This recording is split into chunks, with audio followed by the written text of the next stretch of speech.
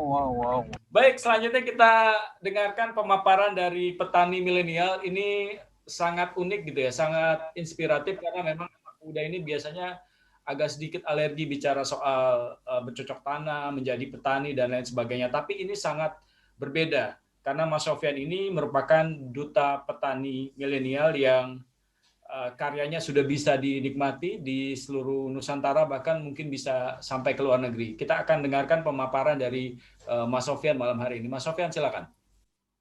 Ya, pertama-tama saya ucapkan selamat malam kepada teman-teman semua, Bapak Ibu peserta webinar di malam minggu ini. Jadi yang biasanya malam minggu ini banyak yang main, ini kita manfaatkan untuk belajar bersama, menjaga bumi kita agar tetap lestari. Nah, untuk melengkapi apa yang tadi disampaikan materi dari Ibu Dian, saya akan memaparkan sedikit tentang sistem yang organik serta pembuatan pupuk organik. Jadi tadi kita sudah mengulas banyak sekali tentang manfaat dari tanah itu sendiri. Nah, pada kesempatan kali ini saya akan sedikit sharing berkaitan bagaimana cara kita untuk merawat tanah kita supaya bisa lebih baik.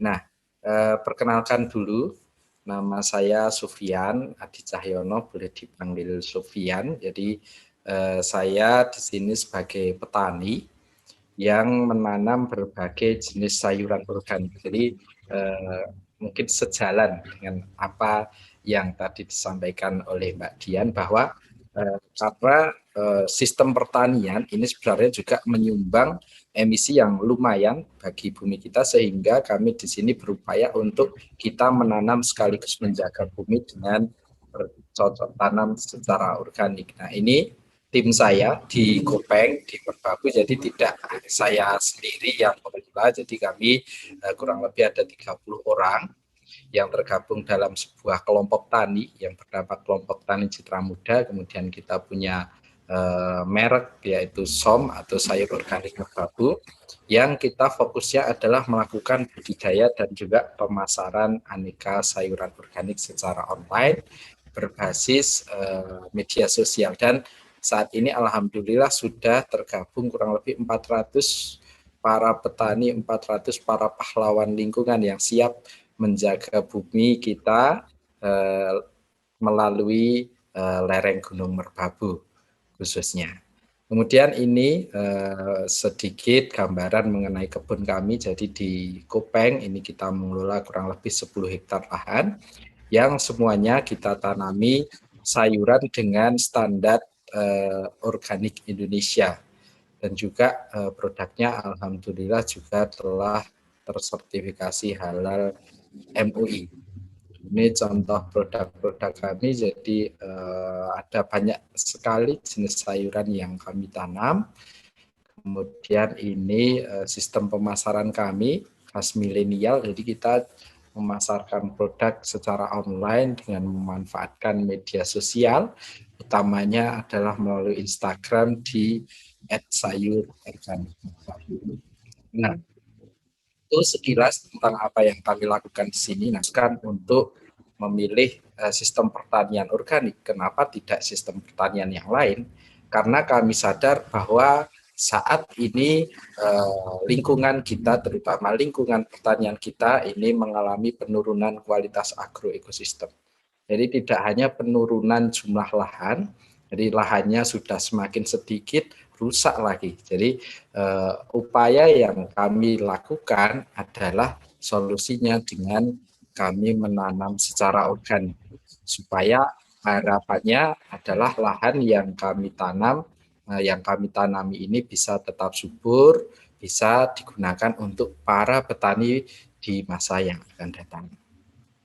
Nah, ini pengertiannya dari sistem pertanian organik. Jadi menurut IFOM atau Federasi Organik Internasional, bahwa pertanian organik adalah sistem produksi yang utamanya adalah menopang kesehatan tanah, kesehatan ekosistem, dan kesehatan manusia. Dan prosesnya ini adalah bergantung kepada proses yang ekologis dan juga tetap menjaga keanekaragaman hayati dan siklusnya disesuaikan dengan kondisi lokal supaya tidak menyebabkan efek yang buruk. Kemudian juga apakah sistem pertanian seperti ini istilahnya ketinggalan zaman? Tidak. Jadi sistem pertanian organik ini tetap terus berinovasi mengikuti perkembangan zaman, namun tetap menjaga tradisi atau menjaga local wisdom, kearifan lokal sekitar, guna untuk menjaga lingkungan dan juga mempromosikan hubungan yang adil dan kualitas hidup yang baik untuk semua yang terlibat. Jadi tidak hanya hubungan antara petani dan tanahnya, tapi mulai dari tanah dengan petani, kemudian tanah dengan produknya, sampai dengan produk atau sayuran sampai dengan ke konsumen. Kemudian kalau untuk berdasarkan SNI 6729 bahwa pertanian organik ini adalah proses kegiatan usaha tani secara menyeluruh sejak proses produksi atau prapaten sampai ke proses pengolahan hasil yang bersifat ramah lingkungan dan dikelola secara alami. Jadi tanpa menggunakan bahan kimia sintetis dan rekayasa genetika, sehingga akan menghasilkan produk yang sehat dan bergizi. Kemudian ini ada beberapa kelebihan dari produk organik. Ini saya ambil dari jurnal penelitian. Ada 5 hal yang bisa memberikan keunggulan atau kelebihan produk organik dibanding produk yang lain. Yang pertama, tanaman organik ini mengandung lebih sedikit nitrat dan juga nitrit. Ini jelas karena dalam pertanian organik kita tidak menggunakan pupuk nitrogen yang tinggi. Kemudian juga lebih rendah residu pestisidanya daripada tanaman konvensional karena kami tidak menggunakan pestisida kimia sintetik.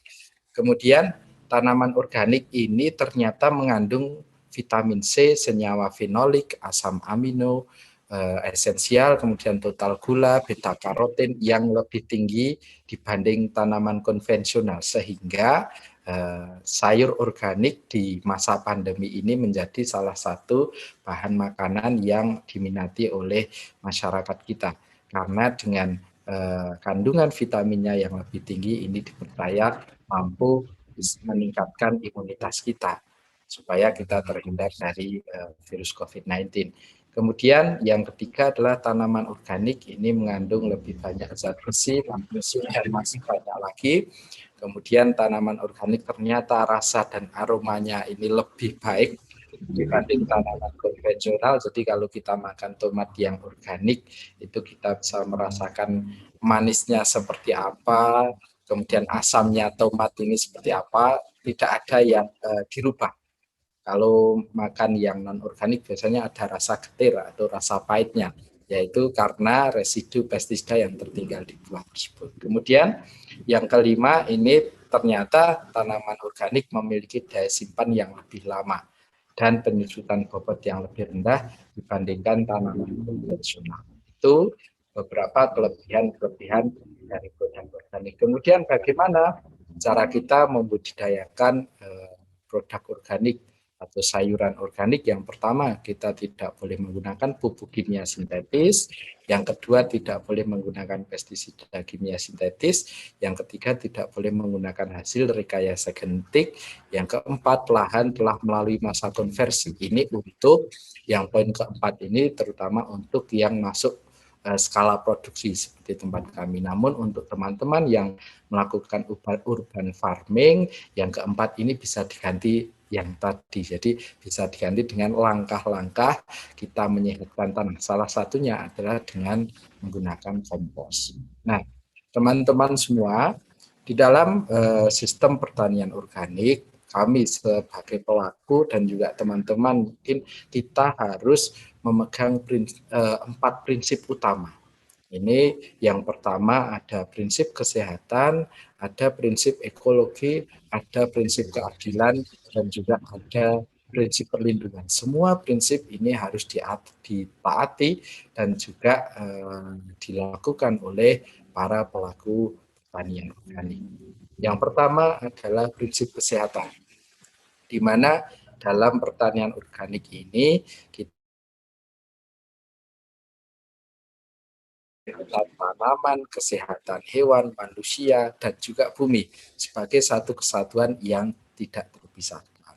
Jadi kalau kita nggak ada bumi atau buminya rusak, kita mau tanam di mana? Kalau ada bumi tapi manusianya atau petaninya sehat, pasti nggak semangat tanamnya. Jadi harapannya dengan pertanian organik ini semua bisa sehat. Kemudian yang kedua adalah prinsip ekologi. Tadi sudah banyak sekali disinggung bahwa pertanian organik ini harus didasarkan pada sistem dan siklus ekologi kehidupan, berusaha untuk bekerja meniru memelihara sistem dan siklus ekologi kehidupan. Jadi kita tadi sudah mengulas banyak sekali manfaat tanah.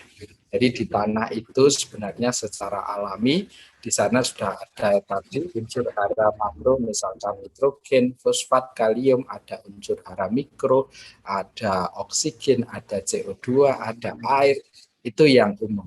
Dan ada satu hal yang sangat penting, namun seringkali kita lupakan. Apa itu? Yaitu mikroorganisme. Jadi secara sederhananya kita analogikan bahwa tanah ini adalah tempat hidup bagi tanaman, kemudian di situ ada beras. Berasnya ini adalah pupuk. Jadi pupuk kita analogikan sebagai beras. Tidak mungkin kita langsung makan beras. Jadi harus ada yang memasak dulu. Siapakah yang membantu memasakkan beras supaya bisa menjadi nasi dan bisa kita konsumsi? Adalah mereka para mikroorganisme. Kemudian kalau kita masak tentu kita butuh api. Apinya dari mana? Apinya dari kompos yang kita berikan ke tanah. Jadi apabila komponen-komponen tersebut tersedia di tanah kita, jadi tanah kita akan tetap subur. Nah, kami di sini supaya tidak asing dengan kata-kata mikroorganisme, karena kalau petani mengatakan atau mendengar mikroorganisme ini pasti bingung duluan, itu pusing duluan. Jadi di sini untuk mikroorganisme kita sebut sebagai lelembut. Jadi agak serem dikit tani secara organik. Jadi lelembut ini bukan bangsanya jin dan lain-lain. Jadi lelembut ini karena mikroorganisme adalah makhluk tak kasat mata, tidak bisa kita lihat dengan langsung, maka kami di sini menyebutnya lelembut. Sehingga bertani organik ini kita bertani bareng lelembut. Nah ini contoh gambaran dari tanah yang sehat dan juga tanah yang sakit. Jadi di sebelah kanan layar ini kita lihat ada berbagai jenis makrofauna, mikrofauna, dan juga mikroorganisme yang ada di tanah. Mereka membantu melakukan proses dekomposisi bahan-bahan organik. Jadi bahan-bahan organik ini semua diurai dan nantinya akan menjadi kompos, akan menjadi humus, bergabung di dalam tanah. Apa yang terjadi apabila mikroorganisme, makroorganisme ini hilang atau mati? Sampah akan tetap menjadi sampah dan itu akan tetap menumpuk, tidak ada yang bisa menguraikan, dan apa yang terjadi akan banyak sekali sampah yang menumpuk di permukaan tanah kita. Sehingga kita patut bersyukur apabila tanah kita masih dikaruniai berbagai jenis kehidupan yang ada di situ. Di dalam pertanian organik kami berupaya untuk selalu menjaga senantiasa supaya tanahnya ini tetap ada mikroorganisme atau serangga-serangga untuk tetap hidup bersama. Jadi tidak semua serangga ini menjadi hama. 70% serangga yang ada di muka bumi ini mereka membantu kehidupan manusia. Kemudian juga ada berbagai jenis mungkin fungi, jamur, dan masih banyak lagi. Ini gambarannya tanah yang sehat. Harapannya dengan kita bertanam secara organik, tanah kita bisa semakin sehat. Kemudian ini juga gambaran bahwa di dalam pertanian organik ini dari segi pemupukan ini berbeda dengan yang ditanam secara konvensional dengan menggunakan pupuk kimia sintetik. Kalau yang tradisional ini bisa dikatakan feed only the plant and damage the soil, atau hanya memberikan makanan bagi tanaman namun memberikan dampak yang buruk bagi tanam. Karena pemupukan yang berlebih ini akan meracuni tanah. Berbeda halnya dengan pertanian organik. Tadi juga sudah disampaikan Mbak Dian bahwa kalau kompos itu mau seberapapun banyaknya boleh. Karena apa? Karena kompos ini adalah feed the soil and the plant. Jadi kompos ini akan memberikan makanan bagi mikroorganisme, mikroorganisme tadi akan merubah menjadi unsur hara, kemudian unsur haranya akan dimakan oleh tanaman, kemudian sisa dari unsur hara menjadi bahan organik tanah, dan juga siklus itu akan terus berlanjut. Dan ini yang menyebabkan dengan kita tanam secara organik, tanahnya bisa semakin sehat. Kemudian ini juga salah satu gambaran bahwa dalam pertanian konvensional ini biasanya kalau kita memberikan inputnya sedikit karena tanahnya sudah terlanjur rusak, kita kasih input sedikit, hasilnya akan sedikit. Kita kasih input yang banyak, hasilnya juga ikut banyak. Namun dalam konsep pemupukan itu bukan berarti semakin banyak pupuk yang kita berikan akan semakin berdampak baik bagi pertumbuhan tanaman, namun konsep pemupukan itu menambah hal yang kurang, kemudian mengurangi hal yang berlebih. Itu konsep pemupukan. Misalkan kita membutuhkan unsur hara nitrogen. Nah, nitrogen ini bisa kita berikan dengan batas tertentu. Kalau terlalu banyak justru akan mempengaruhi pertumbuhannya dan juga mempengaruhi tanah itu sendiri. Kemudian ini juga gambaran efek jangka panjang penggunaan pupuk kimia sintetis yang berlebih dan terus-menerus. Jadi pupuk kimia ini akan menyebabkan pengerasan pada tanah, akan menyebabkan keracunan bagi mikroorganisme yang nanti akan berdampak kalau secara mata itu kita lihat bahwa tanah ini menjadi kering, menjadi retak-retak, kemudian kalau kita coba tanami, tanah ini menjadi kesuburannya menurun, dan semua itu akan menyebabkan produktivitas menurun dan juga keseimbangan alam atau agroekosistemnya juga rusak. Kemudian selanjutnya, lantas bagaimana kita bisa memberikan makanan bagi tanaman apabila kita tidak menggunakan pupuk kimia? Ada banyak sekali sumber-sumber pupuk yang bisa kita gunakan. Dan semua ini boleh digunakan. Ini ada yang di sebelah kiri, kita bisa pakai pupuk hijau, bisa pakai kotoran ternak, bisa pakai urin ternak, bisa pakai kompos sisa tanaman, dan masih banyak lagi. Jadi tidak perlu pusing.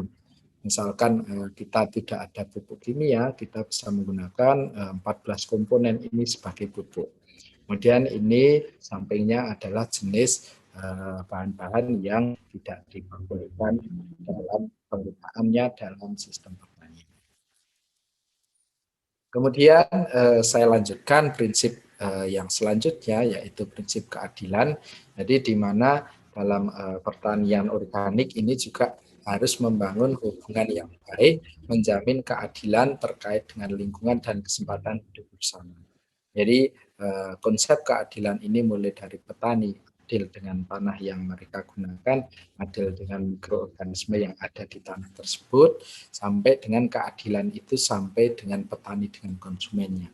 Jadi konsep dalam pertanian organik ini diharapkan petani ini mendapatkan harga yang bagus, harga yang baik, harga yang menguntungkan, namun konsumennya ini juga sebisa mungkin mendapatkan harga yang terjangkau. Jadi dengan seperti ini seharusnya produk organik ini memiliki harga yang terjangkau, bukan mahal.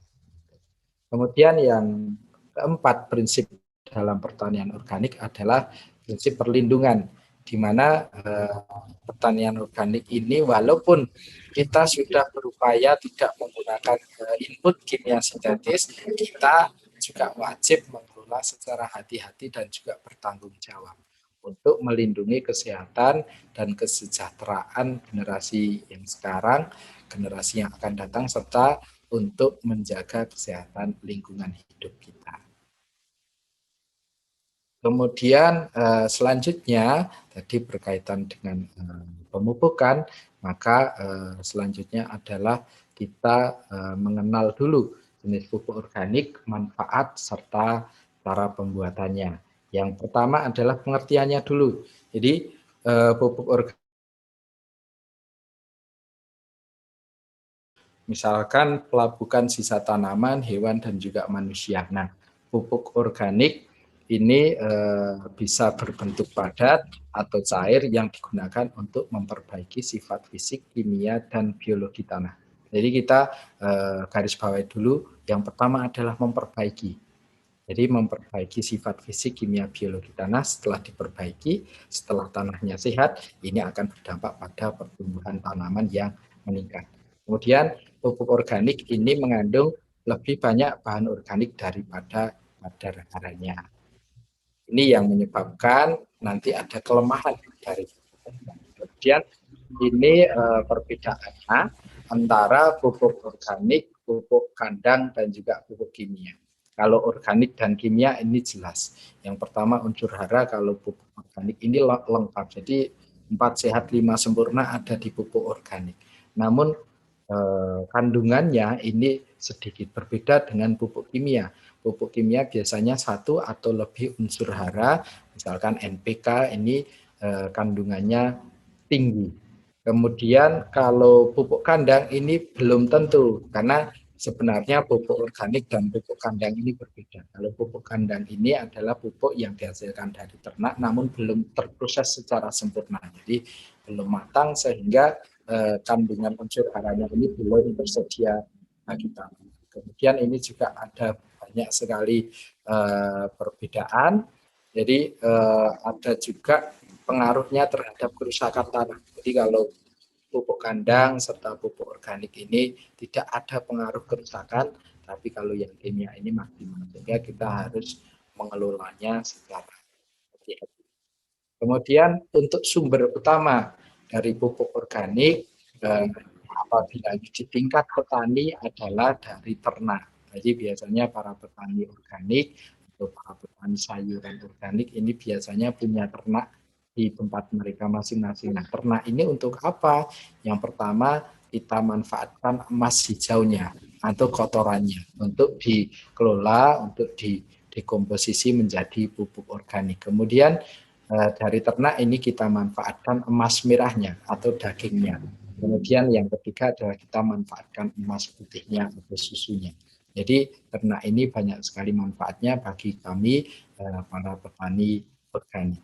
Kemudian ini ada contoh, tidak hanya sapi, sebenarnya ada banyak sekali jenis ternak yang lain dan juga ada pupuk yang lain yang kandungan unsur haranya ini berbeda-beda dan relatif lebih rendah dibanding unsur hara dari pupuk kimia. Misalkan unsur nitrogen, ini dari kotoran sapi atau pupuk organik yang berasal dari sapi, ini rata-rata 1,1%.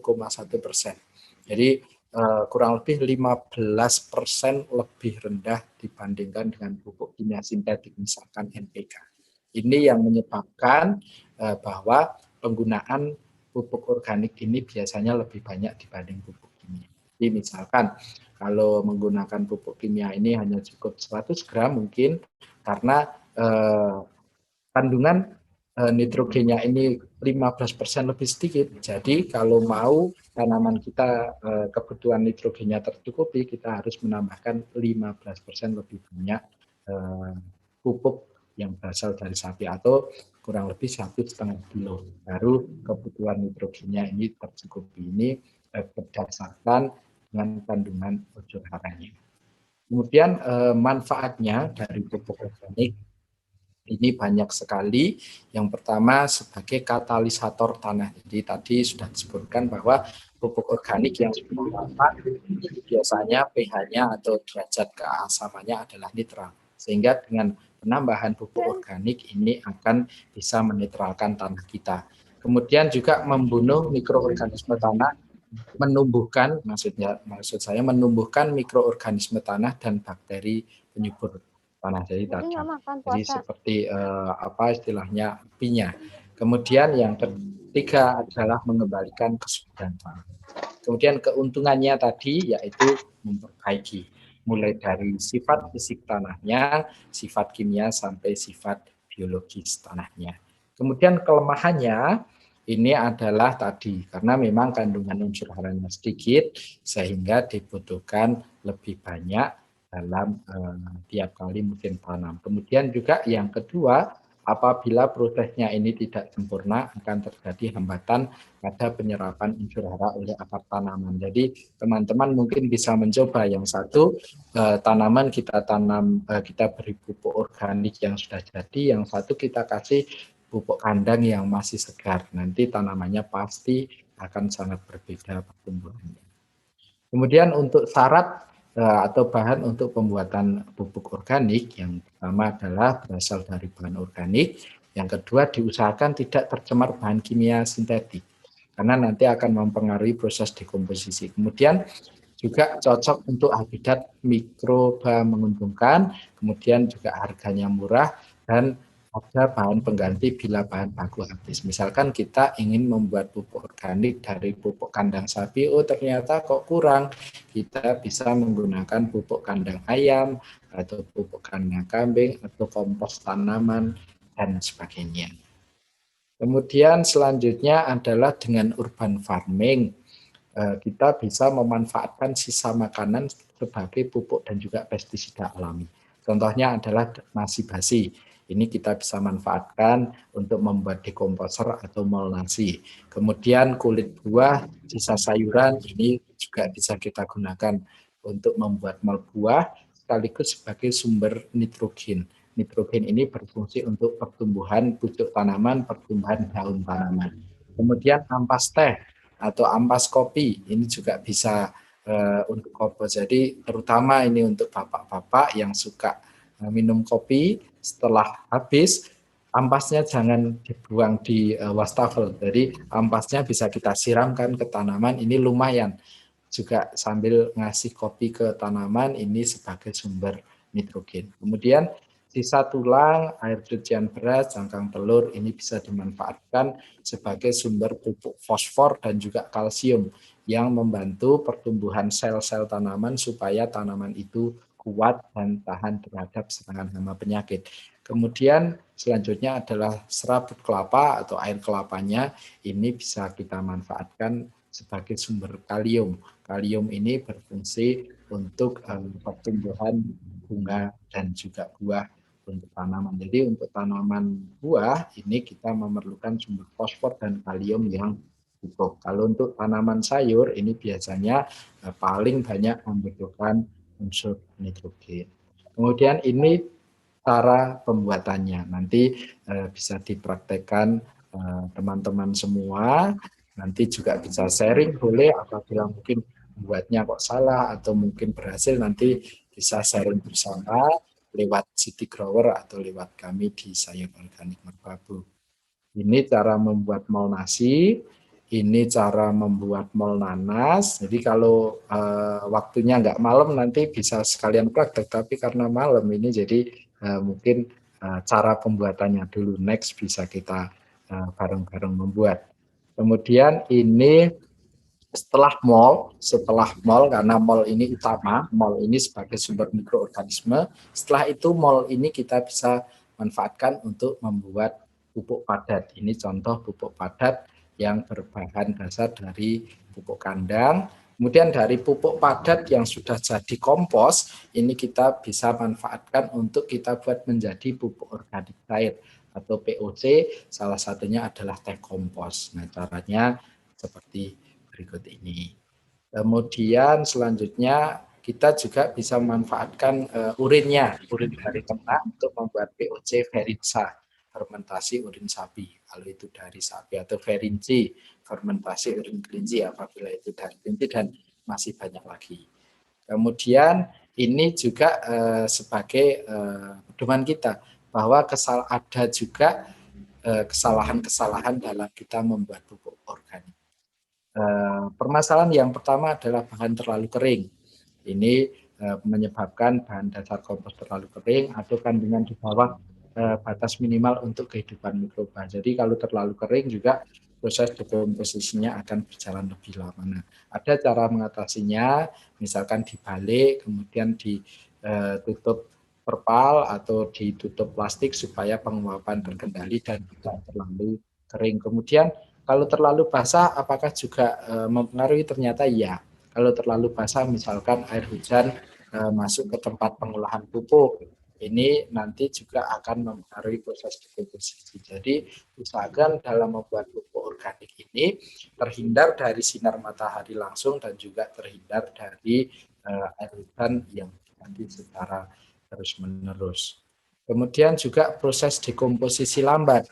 Ini bisa disebabkan karena bahan pupuknya ini mengandung lignin atau selulosa yang tidak terurai. Jadi kalau kita mau mencoba membuat pupuk kompos dari seresah tanaman, mari kita pisahkan dulu antara daun dan juga ranting. Nah, kalau di ranting ini biasanya banyak mengandung lignin, banyak mengandung selulosa sehingga dia akan lebih lama terurainya. Jadi kita manfaatkan dulu yang lebih mudah terurai, yaitu daun-daunnya. Kemudian aktivitas bakteri ini terganggu. Ini bisa ditambahkan dengan bahan yang kaya dengan nitrogen. Salah satunya adalah tanaman aneka kacang. Ini mengandung banyak nitrogen. Kemudian mungkin juga karena terdapat bahan kimia. Jadi kita tambahkan lagi pupuk basah atau keringnya. Kemudian kalau terlalu basah atau terlalu kering, boleh ditambahkan dengan arang sekam. Kemudian ada masih banyak lagi, ini contohnya bau busuk. Busuk ini biasanya karena aktivitas yang terjadi di situ bukan mikroorganisme pengurai, tapi mikroorganisme yang lain.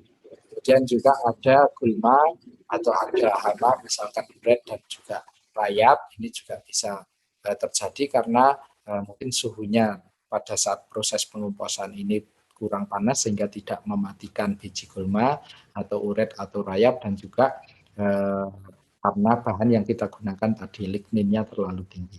Kemudian banyak serangga di kompos kita, ini juga karena mungkin banyak sekali sisa makanan yang ada di permukaan, sehingga cara mengatasinya adalah ditutup atau dibalik supaya tidak banyak serangga yang masuk.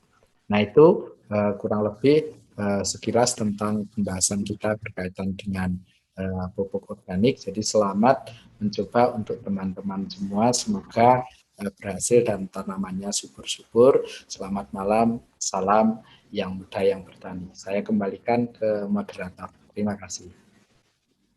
Baik, Mas Sofian, terima kasih.